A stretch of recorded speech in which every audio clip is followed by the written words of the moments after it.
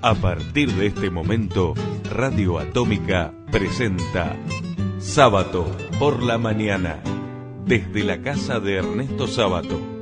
Sábato por la mañana, de 11 a 13 horas, radioatómica.com.ar. Sábato por la mañana. Estamos acá, muy listos para transmitir 2 horas desde la casa de Santos Lugares, acá en el estudio de Matilde específicamente. A mi lado tengo a Nicolás Paus, gran amigo de la familia, somos conocidos por distintas cosas. Nico, contame un poco de tu música. Bueno, yo tengo la suerte de haber no solo conocido, sino participado en algún proyecto tuyo. Contanos este disco tan lindo que me trajiste el otro día. ¿Cómo pasaste de actuar, de ser un baterista a encarar un proyecto solista, ¿no? Con tus propias canciones y bueno, eligiendo los músicos, haciendo todo lo que significa producir tu material? Yo creo que animándome a sacar unas melodías que estaban ahí dando vueltas y juntándome con músicos que admiro mucho.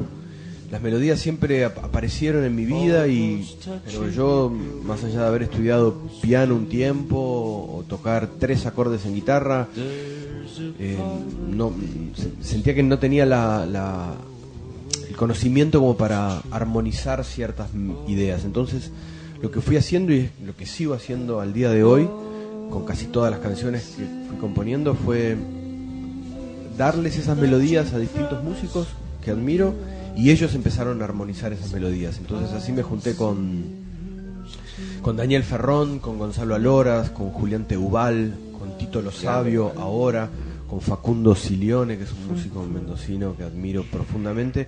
Entonces yo les tiro esas melodías, en muchos casos ya armada una estructura de, no sé, una estrofa, un estribillo, un C, con la letra y todo, y ellos lo que hacen es sobre esa melodía armonizan todo. Y de ese modo me empecé a encontrar con un montón de canciones. Yo lo que empecé a sentir con las canciones fue que si yo no las sacaba y las grababa, que las grabé en un formato muy íntimo en mi casa y muy acústico, eran que no les dejaba espacio a otras que pudieran llegar a venir. Como si te tenés que mudar, tenés 4 cajas y tenés todos estos libros. Entonces, para poder llevarte todos estos libros, tenés que llenar esas cajas, vaciarlas, volverlas a traer vacías y meter otros libros más.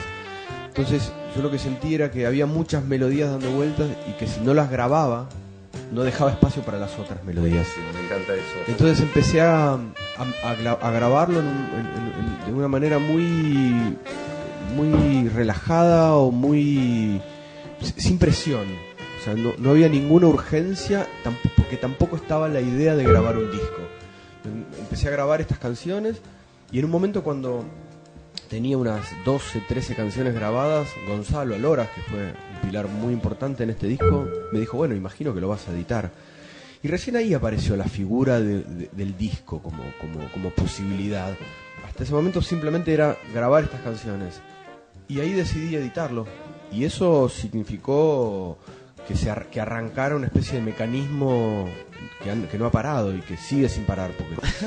Nico, contame tu experiencia, te decía, con Ernesto. ¿Cómo conociste? ¿Qué es lo que leíste? ¿Qué es lo que te...? Porque sé que aparte de ser amigo, sos un fanático de Ernesto. Mira, estos últimos meses volví a leer por enésima vez La Resistencia y Antes del Fin. Antes del Fin lo leí hace poco, ahora hace 2 semanas que lo volví a leer. El año pasado, cuando me invitaste para el año pasado fue para el festival, yo estaba en Rosario, no pude venir, y justo en esos días, cuando recibí tu invitación, estaba releyendo La Resistencia. Y me parece que en estos tiempos tan tremendos que estamos viviendo a nivel global, La Resistencia es un libro tan claro, tan necesario y tan lapidario, por otro lado, ¿no? Recién cuando escuchaba esas palabras de Ernesto, volvía una vez más también a pensar en Spinetta, ¿no? En El Enemigo, en la canción de Silver Sorgo que abre El Enemigo, que habla de resistir, ¿no? Hay que impedir que juegues para el enemigo. Y eso me lleva a Ernesto. Y hay una frase también muy tremenda que me quedó toda la vida desde que lo leí, que es cuando Castel a María Iribarne le dice que la tiene que matar porque lo dejó solo, ¿no? Y me parece que mirando ese campo con lluvia y con relámpagos, me parece, sí, me quedó tan prendada esa imagen, tan prendada en mi vida que me parece que Ernesto, a pesar de haber leído muy poco de toda su enormísima obra, ya eso solo para mí es fundamental. Y esto de la resistencia me llevó a fotografiar muchas de las páginas subrayadas que tengo y de difundirlo. Digo, bueno, es lo mismo que hacía él, ¿no? Subrayar los libros, sí. haces anotaciones. No Sí. importa que arruines el libro, haces tu anotación. No, el libro me parece que Ya es tuyo, ¿no? que Cuando- se arruina si no tiene intervenciones. Exacto. Bien, bien. O sea, ya vos le intervenís al libro y ya el próximo que lo lee con tu intervención, pero está buenísimo que sea así, ¿no? Vos participás de alguna Exactamente. sí. Perdón, ¿intervención en tinta o en lápiz? En lápiz. Bien, está bien. En lápiz. Me parece bien. Me cuesta en tinta. Lo he hecho si no tenía, pero me cuesta en tinta. Prefiero en lápiz. Sí, no, yo he visto libros subrayados con resaltador y eso es un poco Bueno, estos son fuerte. con tinta. Todos, El- cualquier libro que agarres está Todos subrayado. Sí, intervenía en tinta él. Sí, en tinta directamente, de cuajo, como decía él. Directamente, no, sin vuelta atrás. Ese fue el encuentro con Sábato de Nico. Sí. Bueno, sí. vinimos mucho acá, o sea que Sí. para mí es muy movilizante venir acá, ¿no? Cuando venía me preguntaba qué recordaba de la casa. Quiero después dar una vuelta para transitar esos mismos lugares que de chico recorrimos tanto. Y más allá o sea, a Ernesto lo conocí personalmente antes de leerlo, digamos, ¿no? Entonces, después cuando empecé a leerlo, intento hacer un ejercicio de ver qué me acuerdo de él. No me acuerdo mucho de él, ¿no? Porque los años en los que más lo vi fue cuando éramos muy chicos, más que ya en los últimos años suyos. Pero tengo muy hermosos recuerdos de este lugar y además la dicha de haberlo conocido y de admirar parte de la obra, o por lo menos la obra que leí de él. Bueno, Bueno, ese fue el encuentro con Sábato de Nico, ¿no? Que recién nos contaba que va a ser una parte del programa. A medida que vayamos avanzando, la gente va a poder contarnos, ¿no? Su historia o su encuentro con Sábato. exacto. A través del Facebook. A través de Facebook o por ahí WhatsApp, ¿no? Nos tienen que mandar un teléfono. Radio Atómica, ¿nos puede ¿Qué teléfono es eso, suministrar un Luciano? teléfono? A ver, Le pasamos el número, Dale, obviamente. número. 15 34 59 97 54. Lo vamos a Otra decir. vez. 15 34 59 97 54. Perfecto. En ese número nos pueden contar su encuentro con Sábato y lo vamos a compartir acá Lo todos pasamos juntos. al aire. bueno, Al aire, si desde el estudio. pueden escribirnos también ahí en el video streaming desde la plataforma de la Casa Museo, en Facebook, Casa Museo, la Casa de Ernesto Sábato, en Facebook. Ahí estamos transmitiendo en video. Bueno, les cuento una pequeña anécdota también para la gente que no pudo visitar la casa porque vive lejos, pero que puso me gusta en Facebook y siempre nos comenta y nos dice, no, vivo muy lejos, qué lástima. Bueno, les vamos a acercar algunas historias de la casa, de esta casona de Santos Lugares, que exactamente donde estamos transmitiendo, estamos encima de un gran sótano donde vivió Federico Valle, el constructor de esta casa, que era un cineasta muy conocido. Fue el primero que filmó desde un avión con los hermanos Wright. Estamos hablando de años 20, años 30. Right. Cuando viene Ernesto a vivir a esta casa, en el año 46, después de haber trabajado en el laboratorio de Madame Curie en París, como físico, luego de sus encuentros con los surrealistas de aquel momento, de la Belle Époque, de esa época, ¿no? Que era una época de ebullición artística, de ebullición cultural, y donde aparecieron estos personajes, muchos eran borders, claramente borders, de hecho su gran amigo Domínguez se termina suicidando. A Domínguez y a otros tantos los conoce en esta París de la noche, ¿no? Durante el día trabajaba como físico y a la noche se iba a recorrer estos bares donde tomaba whisky con estos personajes, y ahí descubre que la física y las matemáticas y toda esa cuestión de orden absoluto, no iba a contestarle sus grandes preguntas y no iba a poder saciar sus ganas de ahondar, ¿no? La existencia humana. Entonces deja la ciencia y se pone a escribir. Llega a esta casa en el año 46, le alquila la casa a Federico Valle, que ya estaba viejito. Si pueden ver un poquito, no, los que están viendo en video no lo pueden ver tampoco, pero bueno, les voy a contar. Hay unos vidrios en este lugar. Vidrios, algunos están pintados, los que tenemos acá detrás están pintados. Del otro lado también hay vidrios. Y esto era una especie de vivero cinematográfico. ¿Qué quiere decir? Filmaban acá con luz exterior, con luz natural. Es decir, estas cámaras, viejas cámaras, de los años 20, años 30, las usaban con mucha luz. Y entonces esto estaba todo, era muy luminoso. Ahora tenemos un gran ventanal que se mantuvo. Ernesto llega a esta casa, le alquila la casa a Federico Valle y Federico Valle le dice, bueno, yo te la alquilo pero conmigo adentro. ¿Cómo es eso de que conmigo adentro? Quedó en el sótano. Se fue al sótano, No. que es un gran, es un 2 ambientes con baño completo. Baño en suite. Sí, realmente es un lujo. ¿Está en alquiler? No está en alquiler. De hecho, bueno, ahora si alguna vez vamos a mostrarles, vamos a bajar con la computadora y mostrarles a los que nos siguen un poco lo que es ese sótano, porque es bastante tenebroso. 10 años vivió acá debajo de nosotros Federico Valle, y justo donde está la cámara del video hay una compuerta, ahí en el piso. ¿La ves, Nico? ¿La ven, chicos? Sí, la Bueno, vemos, hay una la vemos. compuerta que se usaba para pasarse el teléfono, que era un instrumento rudimentario. No salía. Claro, estaba ahí abajo, era un tipo, imagínate, era Bastante particular. y oscuro, tenía la suficiente oscuridad como para convivir con Ernesto 10 años, ¿no? Y se pasaba el teléfono, entonces se escuchaba, claro, él se fue abajo y se llevó el teléfono. Entonces, bueno, cuando llamaban para Ernesto, se escuchaba que golpeaban el piso, se abría la compuerta, salía una mano del suelo, Ernesto, teléfono para vos. Algo bastante siniestro. Sobre todo para los visitantes desprevenidos que venían acá, que es el lugar donde se recibe visitas, y que no sabía que ni siquiera que alguien vivía abajo. Entonces de pronto veían salir una mano. Con un teléfono.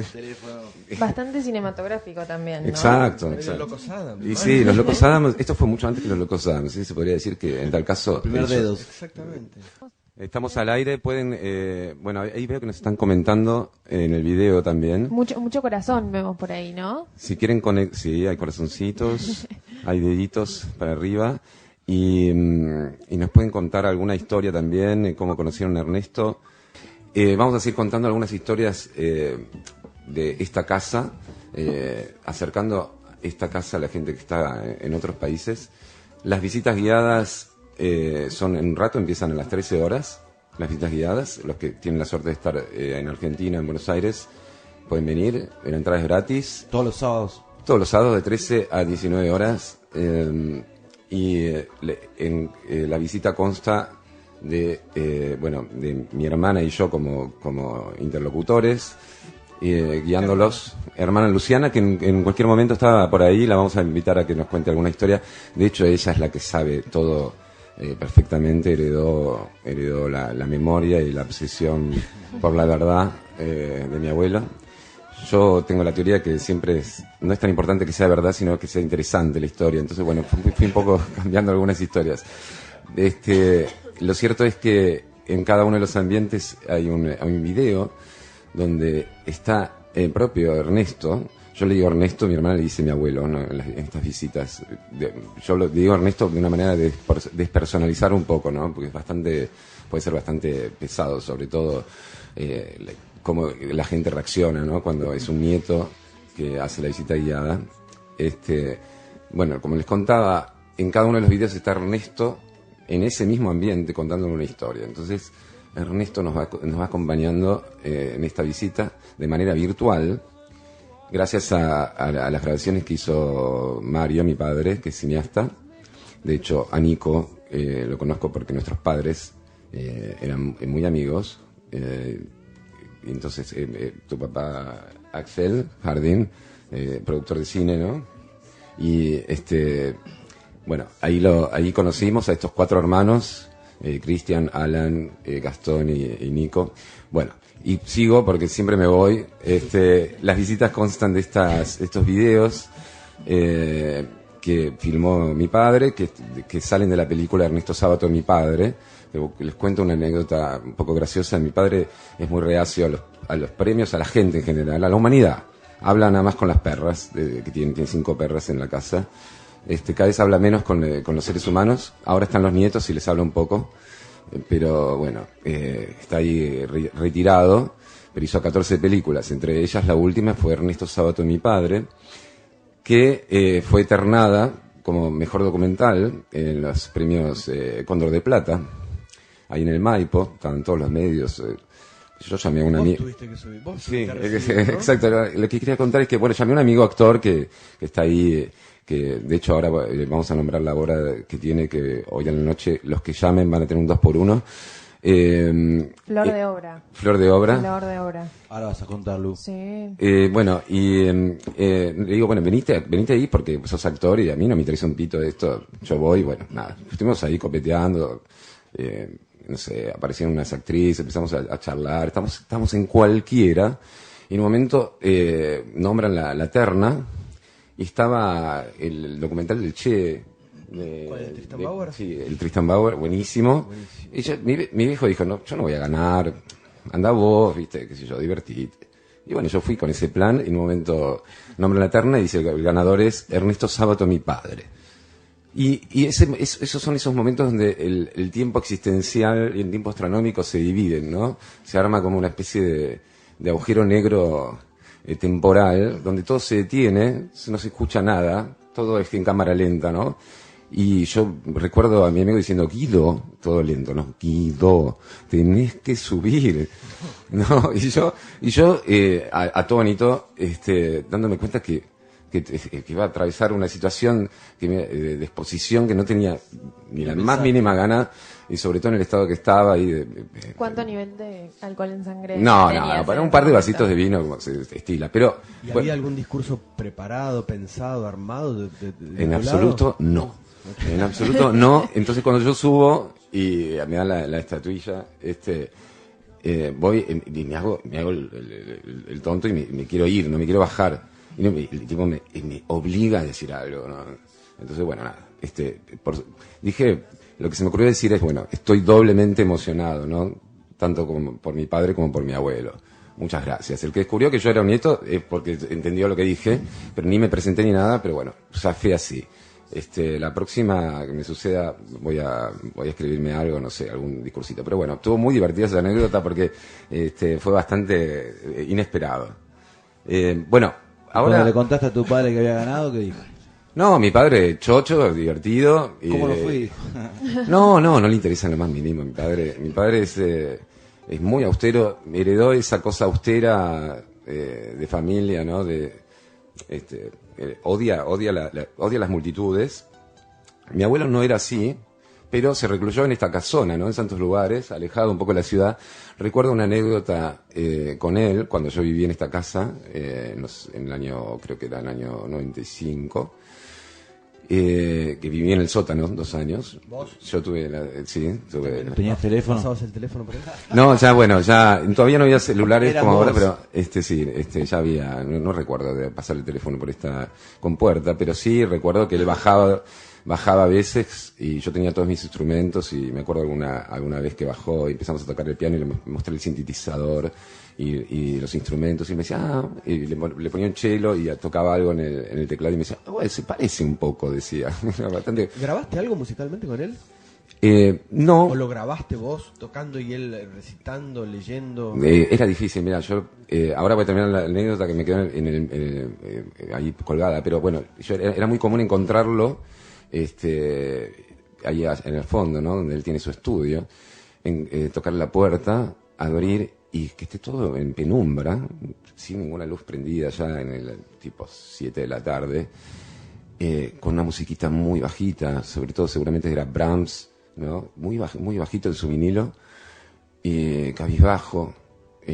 Cuando entro levanta la mirada y me mira y me dice, si supieras lo que es la vida. Claro, yo a mis 20 años no tenía ganas de saber cómo era la vida, sobre todo si era así, ¿no? Si uno iba a llegar a ese punto. En Perú, bueno. Claro. Entonces, lo que a mí me sucedía con eso, de pronto verlo así, de pronto verlo con toda una energía muy vital, como un chico con una mirada muy atenta al mundo, aún en sus 80 y tantos años que tenía en ese momento, muy atento a lo que yo decía, con una escucha muy muy fuerte, ¿no? Más allá de todo lo que había vivido, seguía escuchando, seguía mirándote y tratando de aprender, ¿no? Y tenía esa mirada de un chico como con la ternura de seguir aprendiendo y también muy tenaz, muy fuerte, toda esa cosa, bueno, muy sabatiana, ¿no? De las profundidades y la cuestión de lo científico de su vida, ¿no? Que son dos polos que están, el existencialista y el científico, ¿no? Que son dos polos que se retroalimentan. Detrás tenemos la estatua de Ceres, del otro lado, acá detrás del ventanal. La gente que está en Argentina puede venir a visitarnos, como les dije, los sábados de 13 a 19. Pueden ver una estatua en el jardín interior. Hay un jardín, cuando se entra, muy grande, muy selvático, con varios árboles muy altos, los más altos de tantos lugares. Una magnolia divina, una araucaria gigante, donde caen unas piñas enormes. Y bueno, como decía, hay una estatua que estaba originalmente en Parque Lezama, en la serie de estatuas que hay, que todavía quedan algunas. Esta estatua significa mucho, porque significa en Soleres y Tumbas, sobre todo, lo inmutable, lo absoluto, todo aquello que el hombre jamás va a tener, ¿no? Más allá que lo pueda conceptualizar.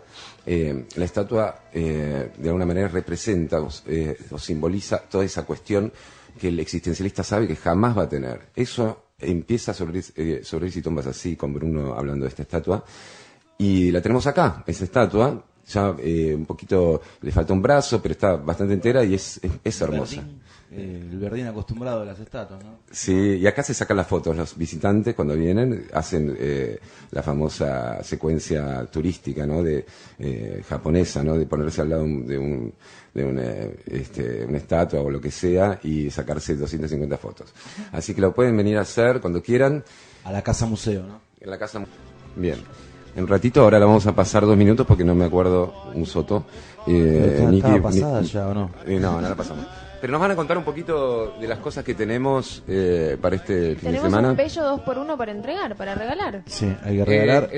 ¿Cuál estamos diciendo? De la obra de teatro. No, esas son 2 entradas gratis. 2 entradas para los primeros que gratis. escriban diciendo... Quiero las entradas. Quiero necesitar las entradas y alguna historia con Ernesto. ¿Cómo lo conocieron? Pero... ¿Qué les gustó? Acá puede haber una ganadora porque nos acaban de contar una pequeña historia sobre un encuentro con Sábato, ¿no? ¿Tienes ganas de contarla? Priscila, que del Priscila, apellido, el apellido, ¿cómo es tu apellido? Stutzenegger. No, el otro, el tuyo, sí, Vidal. Vidal. Bueno, es un apellido muy sabatiano. Viral, muy viral. Ahora nos va a contar Priscila, Nuestra que es nuestra primera- asistente nuestra primera de historia producción. ajena. Bueno, ¿estamos ahí, Miki? ¿Qué estás haciendo vos ahí abajo? Bueno, dale, vamos a poner otro tema más que elegido por Nico. Che, bueno, gracias Dipa por estar acá, ¿no? En IPA también. En representación Muchas de gracias. radioatómica.com.ar que nos dio esta oportunidad de salir al aire hoy, sábado por la Sí, mañana. ¿no? sábado por la mañana. Sábado por la Bien. mañana. Si Y todo lo- sale bien, este programa, si nos apoyan y nos escriben, y esto tiene sentido, es decir, que hay una afuera, porque es difícil esto de hacer radio, porque realmente cuando uno es músico tiene el feedback inmediato, ¿no? Esto de hacer radio es digamos, la otra parte es virtual, es decir, yo no sé qué está pasando, si hay alguien escuchando, si todos están haciendo, están cocinando, haciendo otra cosa y yo estoy hablando solo, pero veo que la gente está opinando, está poniendo me gustas en la página, supongo en la radio también, así que escríbanos, así tenemos un feedback.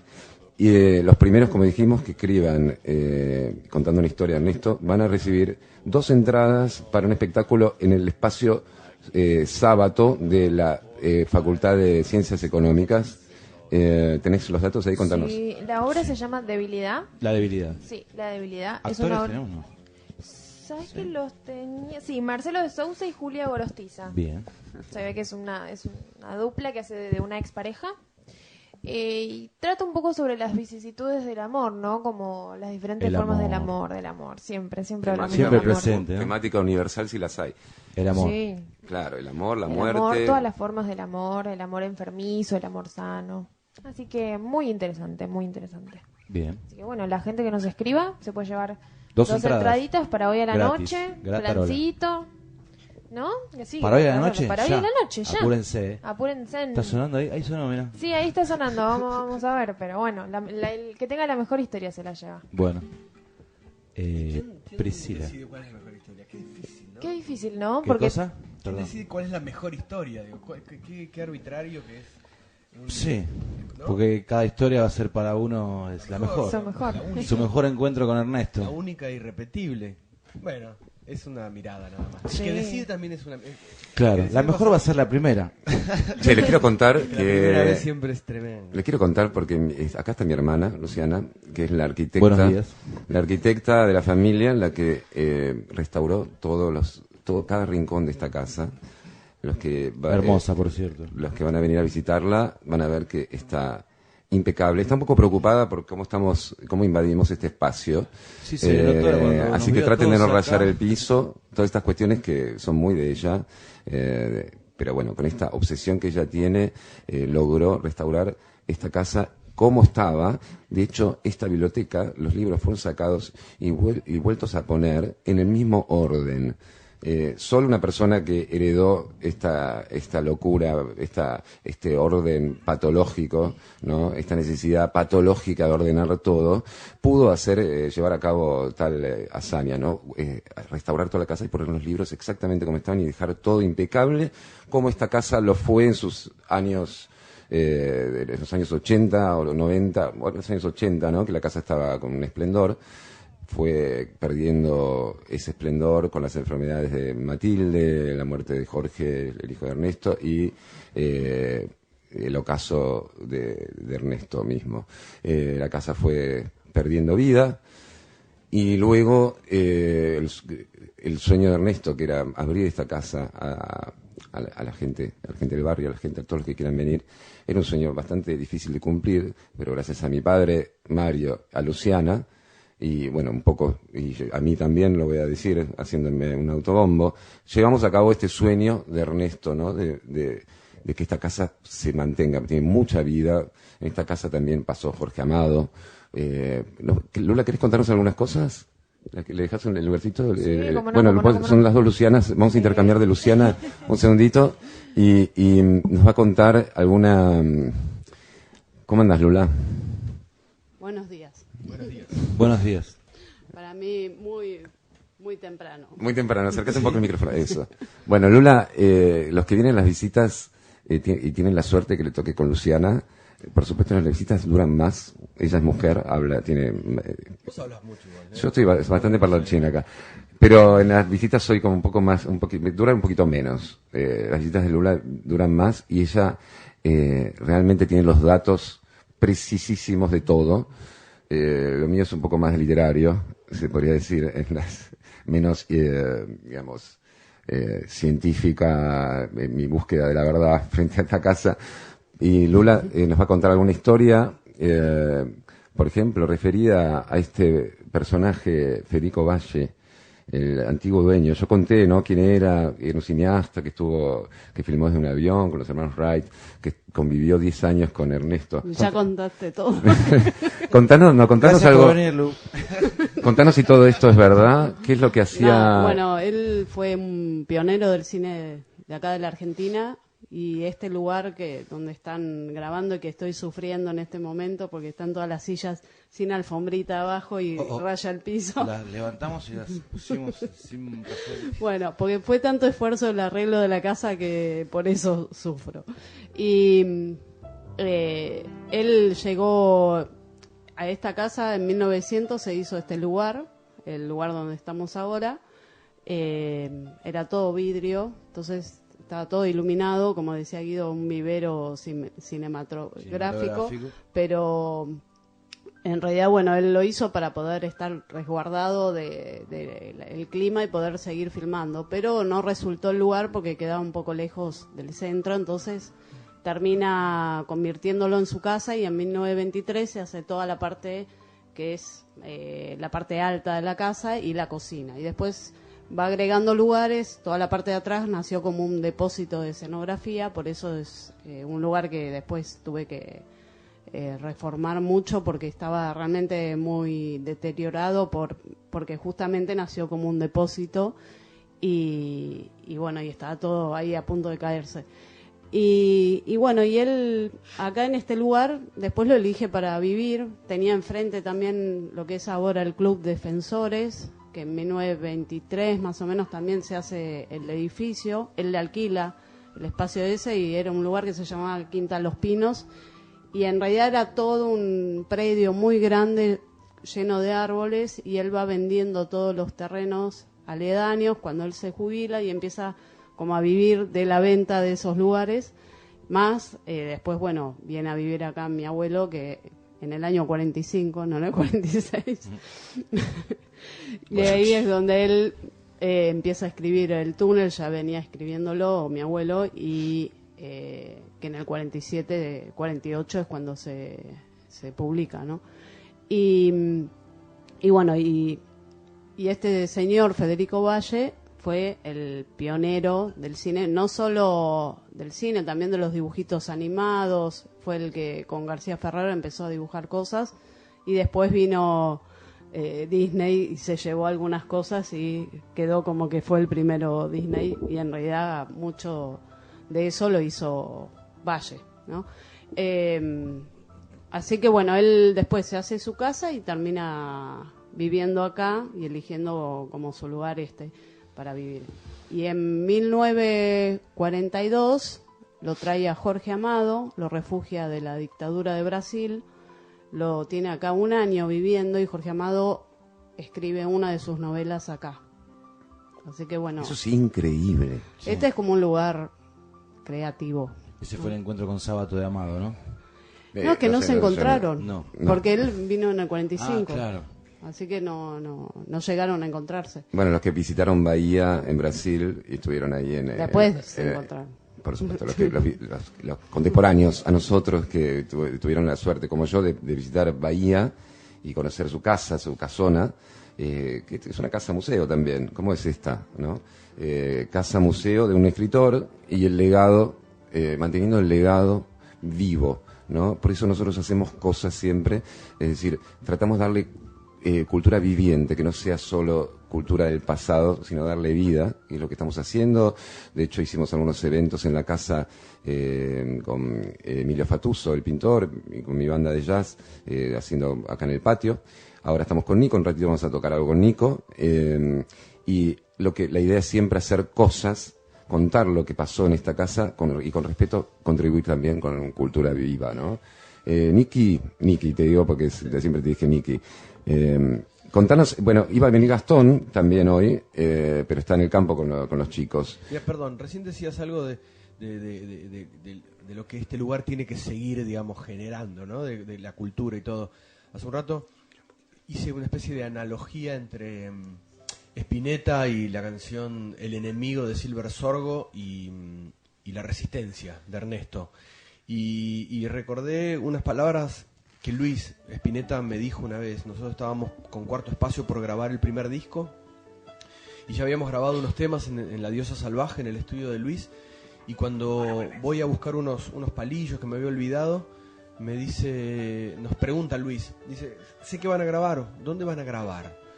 Y bueno, es posible que grabemos en el estudio de Los Pericos, que nos invitaron a tocar, y nos dice, son divinos los Pericos, tienen un estudio divino, está todo bien, pero dice, vengan a grabar acá.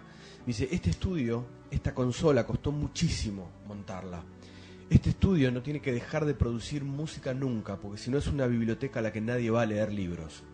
Entonces Luis abría la puerta de su estudio para gente que tuviera una afinidad o musical o emocional con él, y nos abrió la puerta para que siguiera produciendo cosas. Entonces hice una analogía nueva. Luis Alberto, nunca lloré a alguien que no había, si bien lo conocí, tuve la suerte de conocerlo, cruzarme, a alguien que no era cercano, ¿no? Y cuando me enteré, de su muerte, lloré como si muera un familiar, ¿no? Lloré escuchando su música, me despedí. Qué tipo importante, ¿no? Para nuestra generación. Fundamental. Sigue siendo para mí un vacío muy grande la ausencia de... Bueno, pero dejó su Luis. escuela, ¿no? Dejó toda una enseñanza. Sí, bueno, somos muy dichosos de siempre nosotros los que nos quedamos acá seguir contando con la obra de distintas personas, la de Ernesto, la de Luis, la de mucha gente que se ha ido, y somos dichosos porque podemos seguir yendo a esa obra. Lamentablemente esa usina de maravillas dejó de producir, pero han quedado cosas que en algún momento saldrán, pero sigue siendo para mí un vacío muy grande la ausencia de él, sobre todo porque era un tipo que hablaba de eso, ¿no? Creo que uno de los grandes legados que nos ha dejado Luis, además de su música maravillosa, es la de resistir ante mucha gente, ante los medios de comunicación, ante mucha cosa que intentan estupidizar, y la obra, la palabra de Luis siempre fue despertemos. Entonces, bueno, haber tenido la dicha de conocerlo, de tener una relación con él, de haber grabado discos en su estudio, me hace muy afortunado. Sí, y Luis Alberto, bueno, vamos a poner algo en ratito, buscate algo de Luis Alberto. Es un tipo que se reinventó siempre, ¿no? Musicalmente, que fue dejando... Si decide poner algo de Luis, puedo pedir que... claro. Luis, el momento de Rocola con Nico. Luis, para ese primer disco de canciones de cuna que yo produje, grabó una canción que se llama Mañana Despertar. Luis agarró, escogió una letra de Luciano Nieto, un chico que tenía en ese momento 20 años, y escribió, compuso la música, y me acuerdo que yo ya tenía todas las canciones, me habían entregado todas las canciones, es una fundación que Gastón, mi hermano, montó, que le da clases de música, de teatro, de fotografía a chicos de la calle. Y yo tenía todas las canciones entregadas, me faltaba la de Luis venía de hacer las bandas eternas, entonces dejé que bajara un poco y le hice la invitación, me dijo por supuesto que sí, y me acuerdo que un día lo llamo y le digo, ¿y Luis? ¿Cómo viene eso? Y me dijo, mira Nico, tengo todo, tengo la melodía, tengo la letra, tengo la canción, pero todavía no pude ponerme en piel para interpretar esa letra pavorosa, me dijo. Pavorosa. Porque Luis, además de ser un compositor único y maravilloso era un intérprete. O sea, Luis necesitaba ponerse en piel para interpretar algo, si no prefería no hacerlo.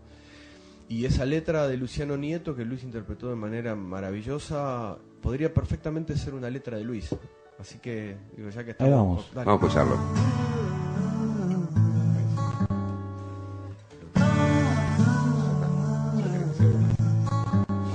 Sábado por la mañana. Sábado por la mañana. Priscila, ¿vos querés comentar tu historia con Ernesto? ¿Te ganas? Escúchame, escúchate vos. Vas creciendo entre los ríos de llanto. Escúchame decirte al sol para poder mañana despertar. Tibio entre sus brazos.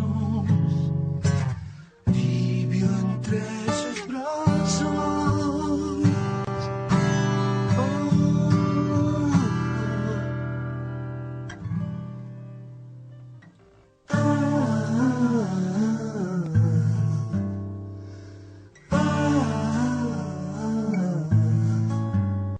Sábado por la mañana.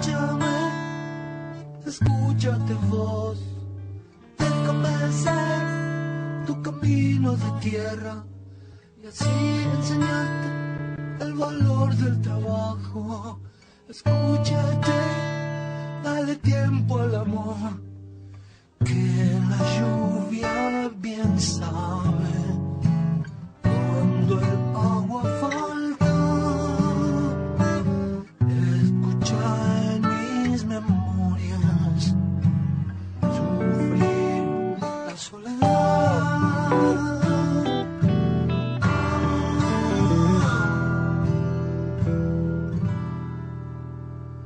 Escúchame, escúchate vos, que nunca estarás solo.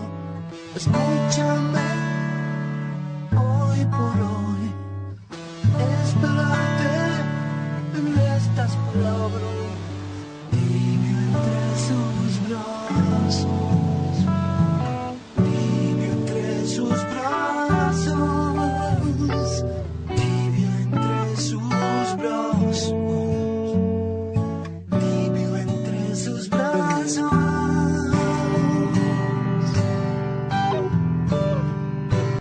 Sábado por la mañana.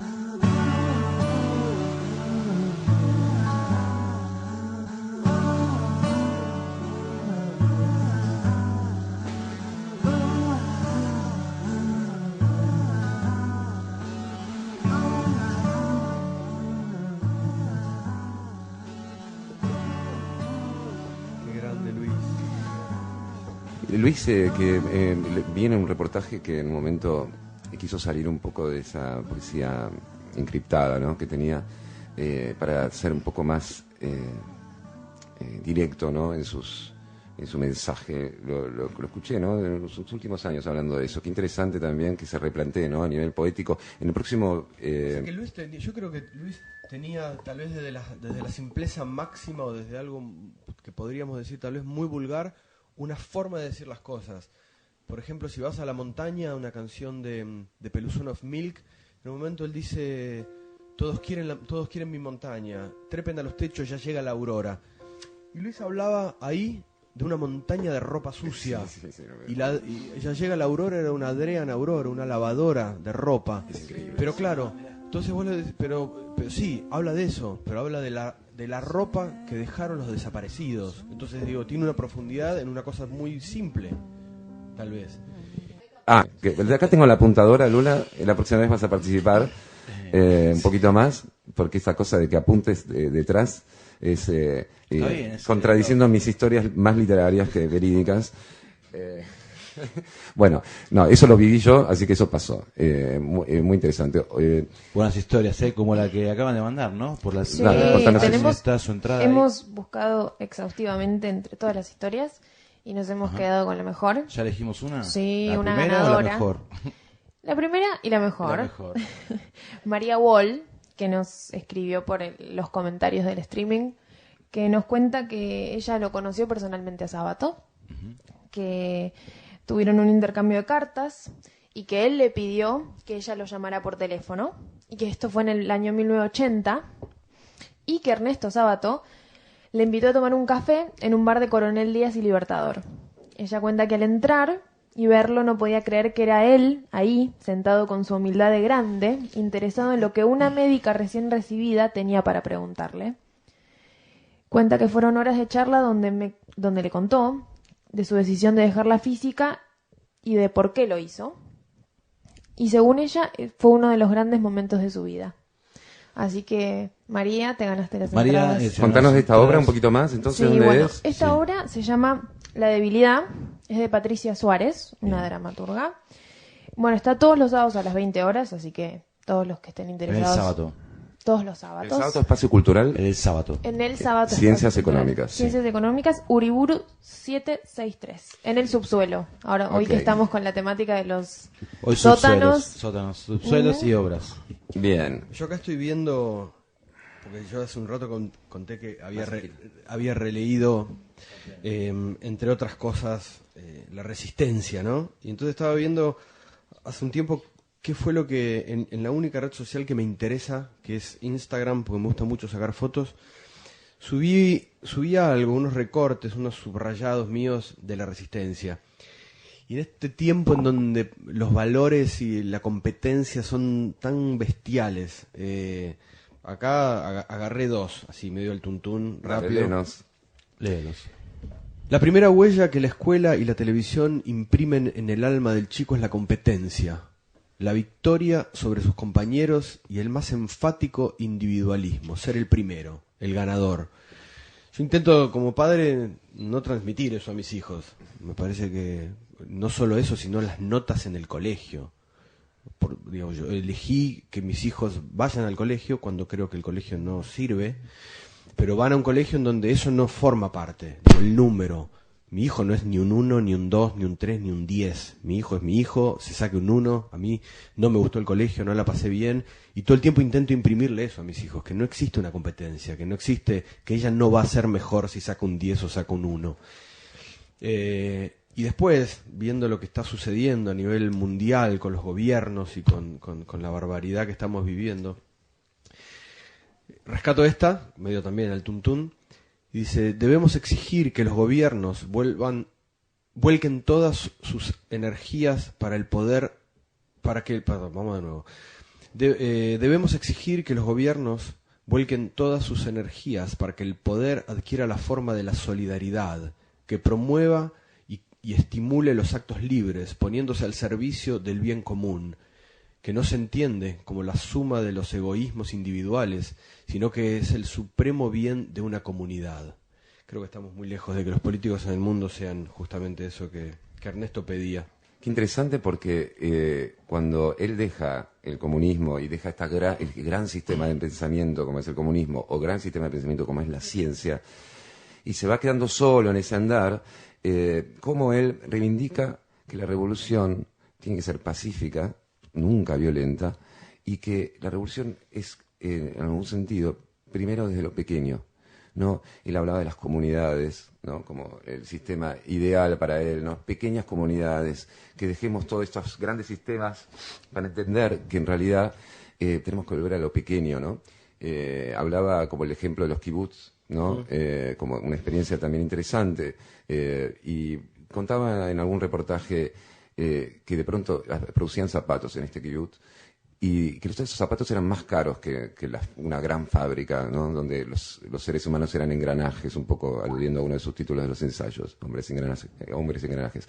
Lo interesante es decir, no es importante hacer zapatos baratos, sino lo importante es hacer grandes hombres. Siempre me acuerdo de esa frase para entender un poco esto lo decía en los años 70, en el año 77 en una entrevista en España, a todo fondo era, ¿no? ¿Cómo se llama? A fondo. Con Joaquín Soler Serrano. Exacto, gran reportaje, lo recomiendo, lo pueden escuchar en YouTube. Bueno, entonces, ¿cómo hablaba él de volver a lo pequeño? Y algo recuerdo, en esta biblioteca mismo, acá enfrente, justo, saca un libro, le pedí, ¿qué puedo leer, Tata? ¿No? Yo le digo Tata, siempre le decía Tata. ¿Qué puedo leer? ¿Qué me recomendás? Y bueno, se puso acá a investigar un poco en la biblioteca y sacó un libro de un autor que nunca había escuchado hablar, raro, del sector de la biblioteca donde no es ni literatura ni filosofía occidental, sino más bien toda cuestión de pseudociencias o literatura o filosofía más oriental. Sacó un libro de Krishnamurti. Me dijo, léelo, pero agárralo con pinzas. Me dijo, así que recuerdo eso, ¿no?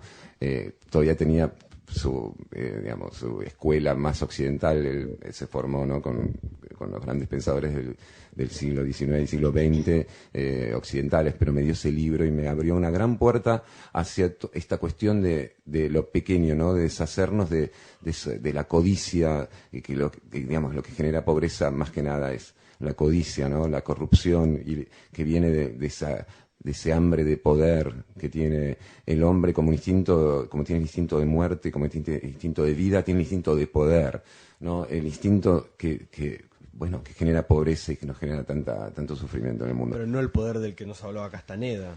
No, es la avaricia por poseerlo todo. Claro. ¿no? Exacto. El poder económico. El poder en el peor sentido de la palabra. Claro. Bueno. Excelente anécdota, Guido. Te ganaste tu entrada para ir a la noche en el sábado, ¿no? ¿Cómo era la obra? La obra se llama La debilidad, de Patricia Suárez. Todos los sábados a las 20. ¿Y la ganadora por dónde la pasó a buscar la entrada? María Wall. Y ahora nos pusimos en contacto con ella. Perfecto. Así después arreglamos. Con una música. Sábado por la mañana. Creo que hay que resistir. Este ha sido mi lema. Pero hoy, ¿cuántas veces me he preguntado ¿querés hablar? cómo encarnar esta palabra? Cómo vivir la resistencia. En un tiempo, Ahora hablamos de No Queda Otra. el surrealismo fue para mí Diego, después hablamos una de No Queda Otra, manera pero de hay que la programar, resistencia como lo había sido el anarquismo y mi militancia en la izquierda. Pero ahora la situación ha cambiado tanto que debemos de evaluar detenidamente qué entendemos por resistir. No puedo darles una respuesta. Si la supiera, saldría como esos creyentes delirantes, quizá los únicos que en verdad creen, a proclamarlo en las esquinas con la urgencia que nos han de dar los pocos metros que nos separan de las catástrofes. Pero no, incluyo es que es algo menos formidable, algo más silencioso, algo que corresponde a la noche que vivimos, apenas una vela, algo como lo que es velar. Tenemos a mi derecha tengo a Priscila, Priscila Vidal, tiene un apellido sabatiano. Es una de las personas que nos ayuda siempre que hacemos algo. Los llamo a ellos, a estos chicos, los soldados de la casa, que nos ayudan, ¿no? Cuando las cosas nos sobrepasan. En este caso, hoy nos vino a hacer la asistencia, creo que ya sos parte del staff. Todos estos chicos que lo acompañaron a Ernesto, sobre todo cuando yo vivía afuera y no podía acompañarlo, eran chicos, algunos más jóvenes como ella, otros de mi edad, como Emilio Fatuso, Alejandro Marcioni, no me acuerdo ahora el apellido, Marcioni, Vanessa Rodríguez, me olvido de alguien, Juan Manuel, Alejandro, ¿cuál? Bueno, Alejandro Marcioni. Bueno, estos chicos que, bueno, acompañaron en el ocaso, ¿no, Ernesto? Bueno, vos tenés una historia, ¿no? Acá, ¿cómo fue tu experiencia en esta casa? En realidad es muy chiquitita al lado de la historia de esta chica. Puede ser una historia literaria y no verídica también, si querés. No. Alguna parte? No. La idea es decir la verdad. A mí me gusta tener la edad que tengo, pero me gustaría en este caso ser un poco más grande para haber vivido otra época de Ernesto. Yo supe que los estudiantes de letras venían acá, tomaban el té y hablaban con él y compartían. Y yo llegué un poco tarde, yo estudié letras un tiempo y para cuando quise venir a compartir ya lo agarré grande, lo agarré bastante deteriorado y lamentablemente llegué siempre hasta la puerta. Una sola vez entré, me atendió una mujer que en ese momento cuidaba la casa y ella recibía mis escritos, se comprometía a hacérselos llegar a Ernesto. Yo escribía, me sentía muy identificada con la forma de escritura de él, con las ideas de él. De chiquitita también me traía a mi papá, siempre hasta la puerta, era como muy triste porque llegaba hasta ahí y dejaba en el buzón o a la persona que me pudiera atender mis escritos desde muy chiquita, te estoy hablando, no sé, 1990 y pico. Me conmueve con el amor que contás esta historia, ¿no? Y la ternura. Me hiciste acordar un poco a lo que me contó Fernando Zamalea, el baterista de Charly, ¿no? De Charly García, que vino acá en la casa, contó muy parecido a vos, la experiencia de venir, tuvo la suerte de ser más grande que vos y poder entrar a la casa y tener un encuentro con Ernesto que le cambió la vida y que está eternamente agradecido. Entonces nos escribió, lo que quieran hacer, cuenten conmigo, es un soldado más de la casa. Me encanta esa historia, pero ahora estás acá, estás en el estudio participando de la cultura viva de esta casa, llevándole esta casa a la gente que vive lejos, que también tuvo un acercamiento hacia su literatura o hacia su figura pública, que también sucede, ¿no? Que mucha gente no leyó a Sábato y viene a la casa porque le gustaba cuando lo veía en la televisión, ¿no? Como una especie de viejo profeta, que como un abuelo de un par de generaciones, ¿no? Así que, bueno, gracias por esa historia y contanos, nos van a contar, nos siguen escribiendo para tener las 2 entradas, Lu. Estamos entregando 2 entradas más, además de la que se llevó María, así que los invitamos a todos a escribirnos, tanto por el Facebook, tenemos 2 entradas más para entregar, ¿eh? Así que, chicos, por favor. Super obra. Si quieren salir hoy a la noche y tener un programa lindo y gratis, solo tienen que escribir. Bueno, vamos a hacer ahora, tenías que contar alguna cosita más, Priscila, tenés el apellido Vidal, eso siempre te lo cambiaste en Facebook, bueno, quizás era porque no quería que no querías decir, no vamos a decir eso. No, mira, yo ahora lo que sí quería decir, yo me estoy por recibir de arteterapeuta y yo trabajé mucho en el Hospital Borda como tallerista y en un momento era un taller de escritura, es un taller que, bueno, se fue deformando, fue dependiendo de los pacientes que se acercaban o la disposición que había, era distinto. En una época fue un taller de escritura y me topé con un paciente que era fanático de Ernesto, tenía un amor muy profundo por él y bueno, hoy recordando esa historia, ese paciente bueno ya no está más y me compartió cosas muy lindas que le generó la lectura de Ernesto. Yo creo que Ernesto es arte terapéutico, yo creo que es arte terapéutico. Ahora desde la mirada de la arteterapia yo lo veo como que es arte terapéutico. Interesante, él no le gustaban los psicoanalistas, la palabra terapia Sí. que es una palabra que no la integraba mucho en su vocabulario, pero sí hablaba de la salvación del arte, ¿no?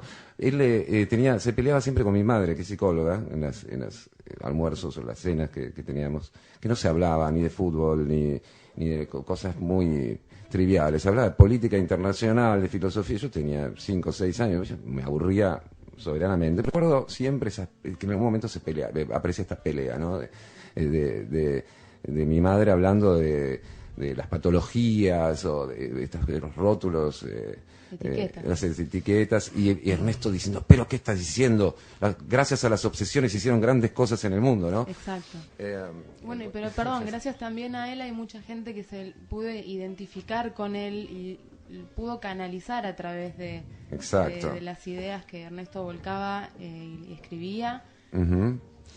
Y eso es arte terapéutico. No, por supuesto. Cada uno le pone el nombre como lo necesita llamar. Ernesto no lo llamaría así, diría que es la salvación. Era como una especie romántico del arte, ¿no? Y recuerdo siempre cuando hacemos las visitas, viene algún familiar o alguna persona que le escribió a Ernesto, y Ernesto siempre contestó todo. Y a todos, toda la correspondencia de la gente anónima que lo escribía como lector, él respondía con mucho amor.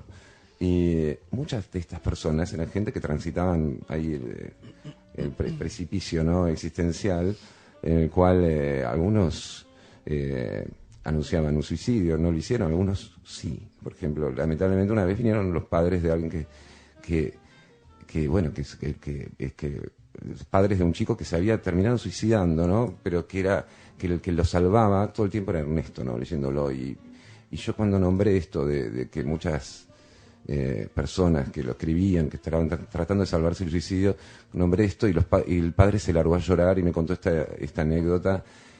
Y ahí pensé, ¿no? Qué importante Ernesto para toda una cantidad de gente que no puede amoldarse a las reglas de esta sociedad, ¿no? Y como Ernesto era una persona que cobijaba esa angustia, ¿no? Entonces es un poco eso, yo lo veo con mucha gente, no sé a ustedes qué les parece. Estoy hablando mucho, vamos a compartir el habla.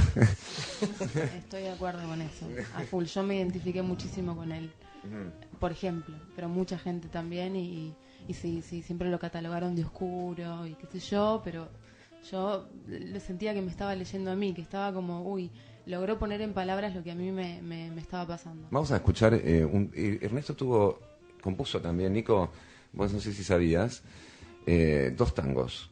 Escribió las letras de 2 tangos, uno con Troilo, otro con De Caro. El de Caro lo vamos a dejar para el final, y ahora vamos a escuchar el que compuso con Troilo. Gracias, Priscila, por tu intervención. Que se llama Alejandra, personaje sobre Visitumbas,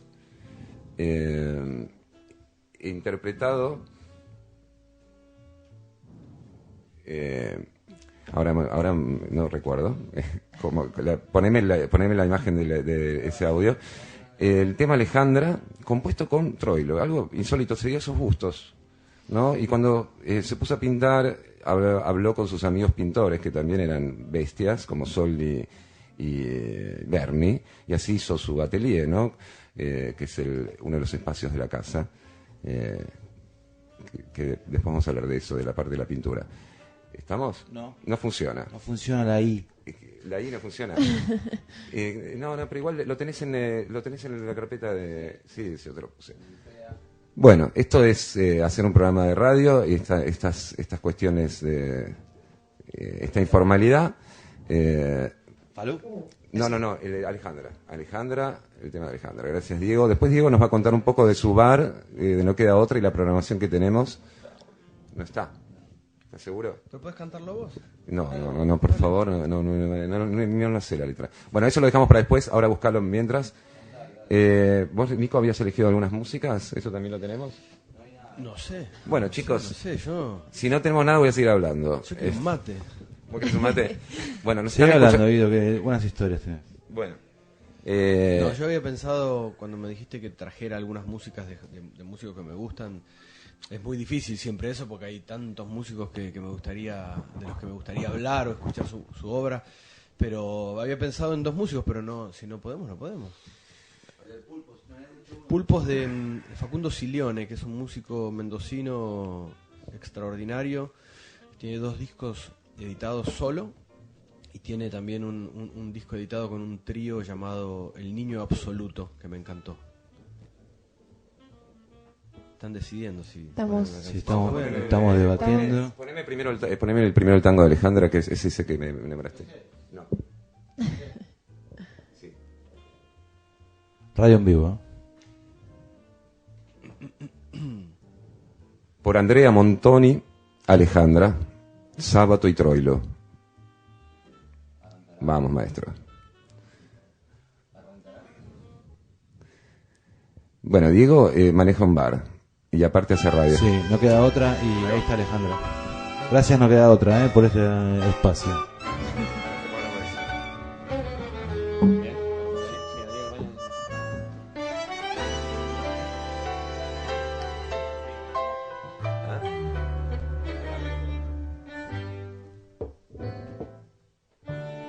He vuelto a aquel banco del parque les ama, lo mismo que entonces se oye en la noche, la sorda sirena de un barco lejano, mis ojos nublados te buscan en vano.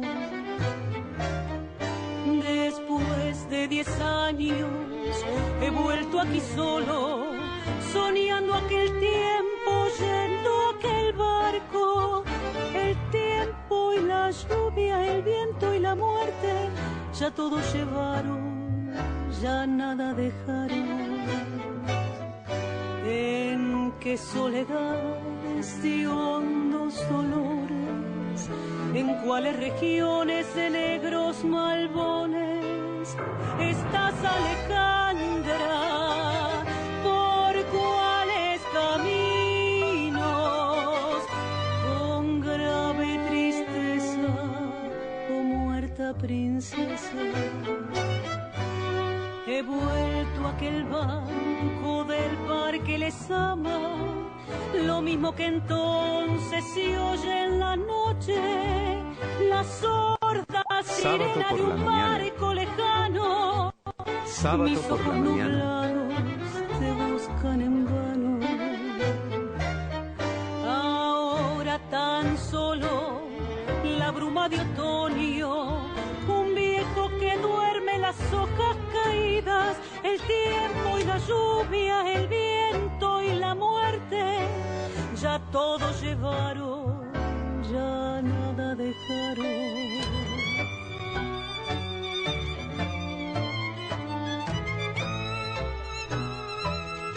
Estás, Alejandra, por cuáles caminos, con grave tristeza, oh muerta princesa, Alejandra.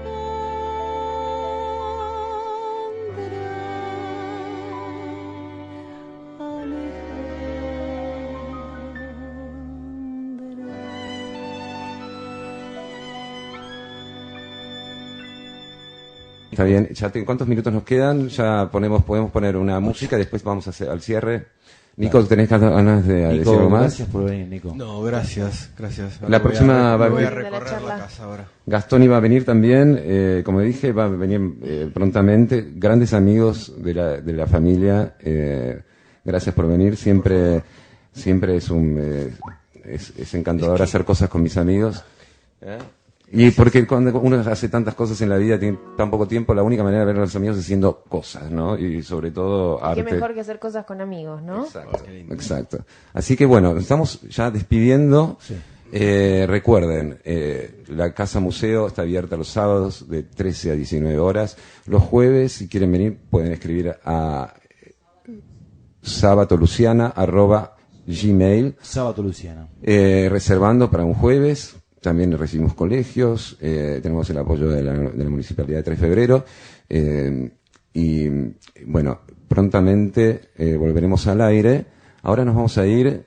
Gracias a todos, a Priscila también, a Luciana, a Diego, a Nico, a Luciana Sábato y Luciana, la otra Luciana. Las dos.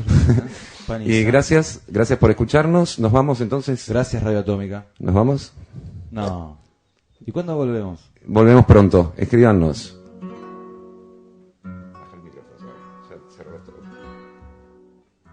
Buenísimo.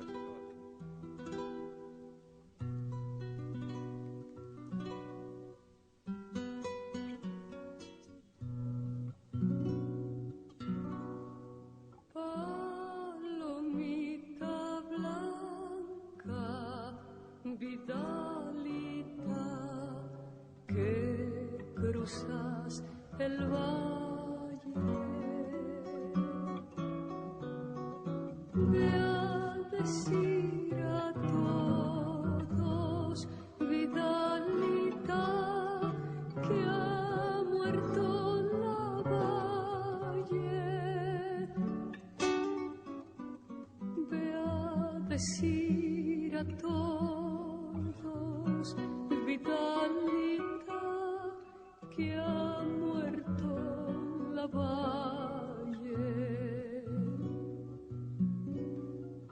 Ve a decir al mundo, vidalita, que cambió mi suerte, que murió mi alma, vidalita, al llegar su muerte. Que murió mi alma, vidalita, al llegar su muerte.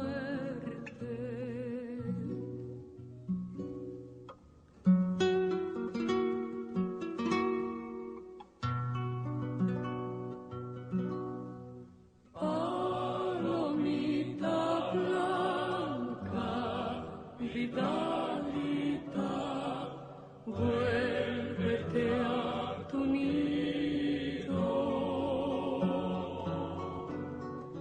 y hallarás la sangre, vidalita, de mi pecho herido,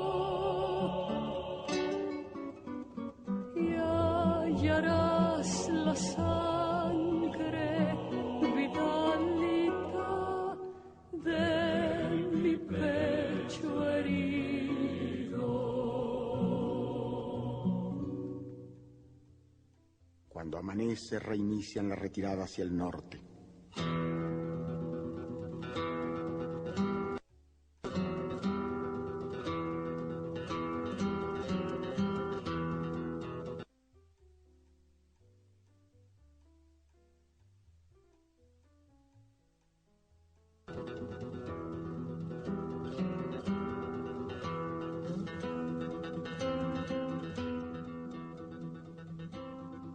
Al lado del sargento Sosa cabalga el alférez Celedonio Olmos. Se unió a Lavalle a los 17 años para luchar por esos ideales que se escriben con mayúscula. Pero en 800 leguas de derrotas y deslealtades, disputas y traiciones, su alma se ha marchitado. Todo era tan nítido al comienzo, libertad o muerte. Sábado por la mañana, de 11 a 13 horas, en Radio Atómica.